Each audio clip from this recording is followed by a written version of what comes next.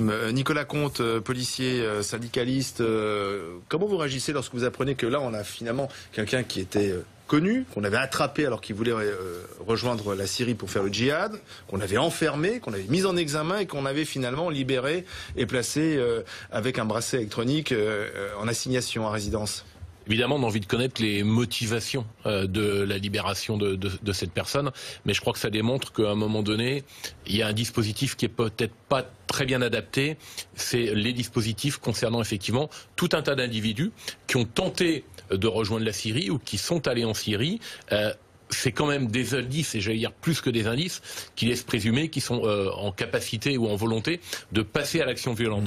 Je crois que il ne faut pas avoir un double discours. Si on nous explique qu'on est en guerre, il faut qu'on mette en place des dispositifs de guerre. Il y a un article du Code pénal qui parle de l'intelligence avec l'ennemi. Je crois qu'il faut pouvoir trouver des dispositifs adaptés à des gens qui ont démontré qu'à un moment donné, ils collaboraient, ils étaient en adéquation avec celui qu'on nous indique comme étant notre ennemi aujourd'hui, comme quelqu'un qui nous fait la guerre. Ce sont tous les djihadistes de Daesh. Donc si il y a une intelligence avec l'ennemi, il doit y avoir une réponse judiciaire qui doit être en corrélation avec ça. L'opération Sentinelle déployée protège notamment les lieux de culte juifs et musulmans. Ouais. Mais ils sont moins nombreux que nos églises. Les églises, je le disais, ce chiffre, c'est 45 000. Ouais. Donc on ne peut pas mettre un militaire, un policier devant chaque église. Non, mais en plus, c'est un mauvais débat. Pourquoi parce que les cibles, c'est les 60 millions de Français.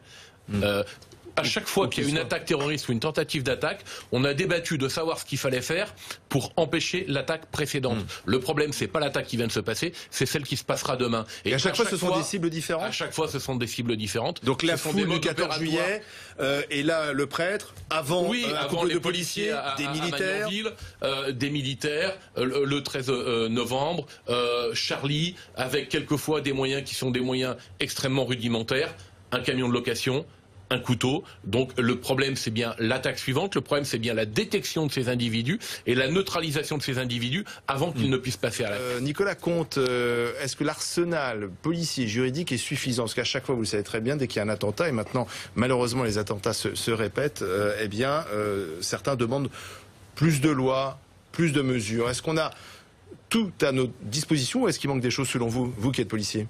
Je pense qu'on a peut-être tout à disposition, encore faut-il tout utiliser.